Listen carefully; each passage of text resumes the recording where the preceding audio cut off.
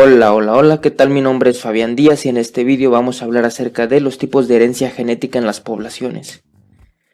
Con esto me refiero a cómo se expresan los genes, qué variantes pueden tener en las formas de expresión y así. Primeramente, la penetrancia incompleta.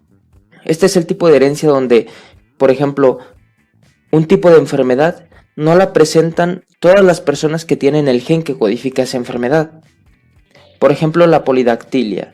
De 10 personas que tengan la polidactilia, el gen que codifica para la polidactilia, puede ser que solamente 5 sí tengan esa enfermedad.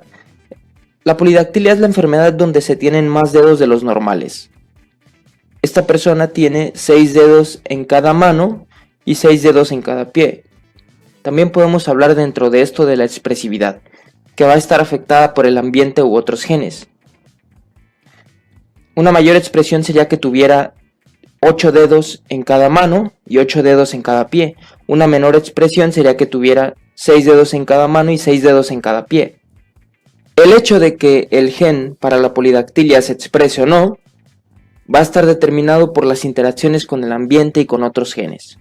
Después tenemos la dominancia incompleta, que se refiere al fenotipo de un heterocigoto que es intermedio entre los fenotipos de los dos homocigotos. Ya definimos en vídeos anteriores qué es heterocigoto y qué es homocigoto. Aquí está un parental homocigoto dominante que tiene un color rojo, y aquí está el otro parental con genotipo homocigoto recesivo. Al cruzarse estos dos van a tener una descendencia heterocigota que va a tener un fenotipo intermedio entre ambos. No va a ser ni rojo ni blanco, va a ser rosa, va a ser intermedio. Si establecemos una barra de expresión de fenotipos en donde cada extremo sea un homocigoto dominante y recesivo, nos daremos cuenta de que este heterocigoto puede tener un fenotipo intermedio entre el rojo y el blanco. No necesariamente tiene que ser el de en medio, o sea, rosa. Puede ser ligeramente inclinado al rojo o ligeramente inclinado al blanco, pero va a ser intermedio entre rojo y blanco al final de cuentas.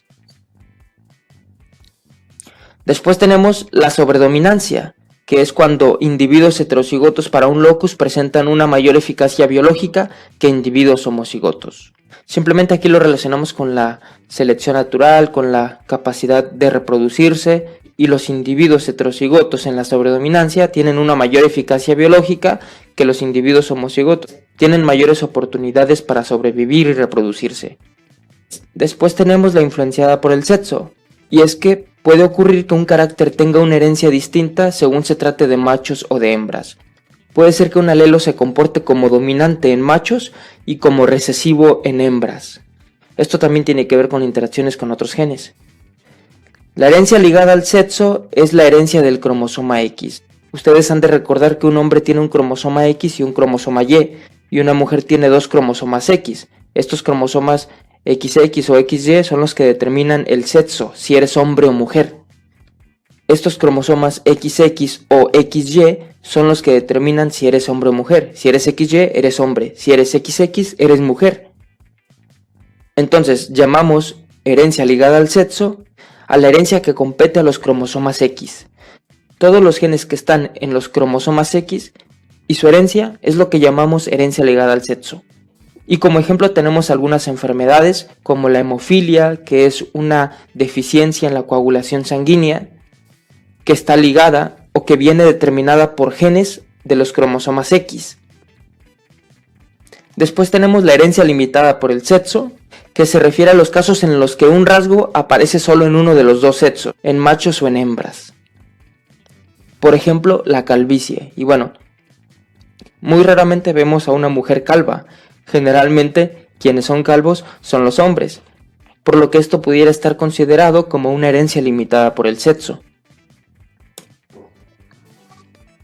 Después tenemos la codominancia, en donde en un heterocigoto ambos alelos se expresan. Es decir, que no hay uno recesivo y uno dominante. Pensemos en que esta vaca tiene un alelo que codifica para el color blanco y un alelo que codifica para el color marrón de piel. No va a haber uno dominante y uno recesivo, uno que tape al otro, sino que ambos alelos se van a expresar y al final de cuentas la vaca va a tener color de piel marrón con blanco. Ambos se van a expresar. La herencia de alelos múltiples es aquella en la que hay más de 2 alelos, como por ejemplo en los tipos de sangre. En el caso de la especie humana está el alelo A, el alelo B, el alelo O, y podemos tener distintas combinaciones de estos alelos, pero en este tipo de herencia hay más de 2 alelos implicados. La herencia intermedia es aquella en la que el heterocigoto presenta un fenotipo intermedio entre los padres, como ya lo habíamos visto en la dominancia incompleta, aquí con las flores. Es básicamente lo mismo, la dominancia incompleta y la herencia intermedia es lo mismo. El heterocigoto, que viene del cruce de 2 homocigotos, va a presentar un fenotipo intermedio entre ambos padres.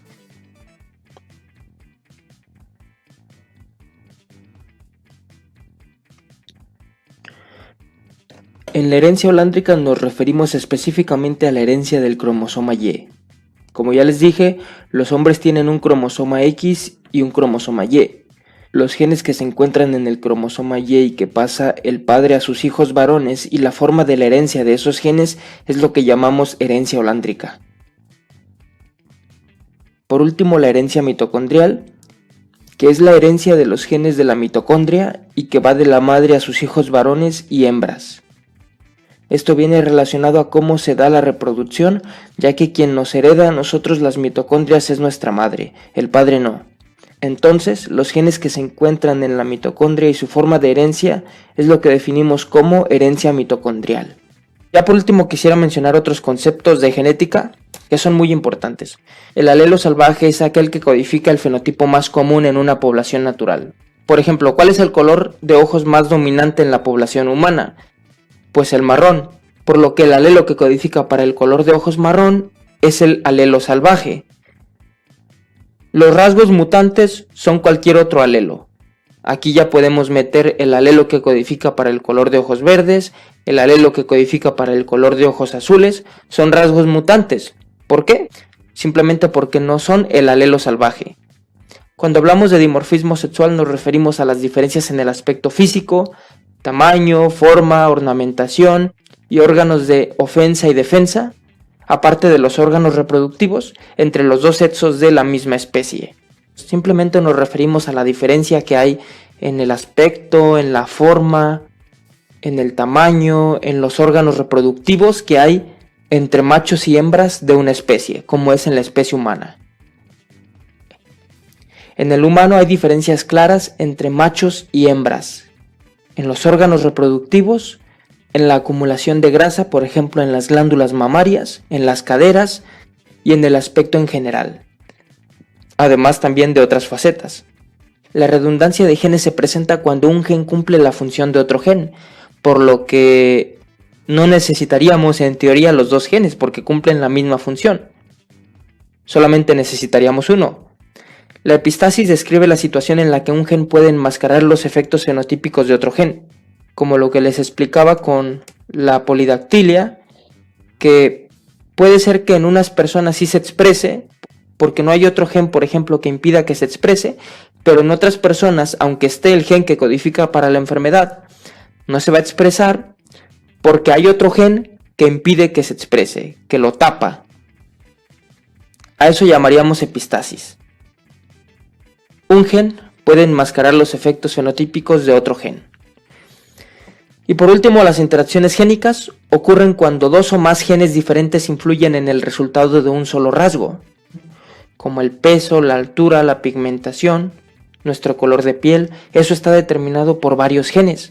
Varios genes en su expresión al final generan esto que nosotros podemos observar en nuestro fenotipo. Y de hecho también les digo que el color de los ojos está determinado por la expresión de varios genes. Hasta aquí llegaremos en este vídeo. Si te gustó dale like, suscríbete a mi canal, gracias por verme y hasta la próxima.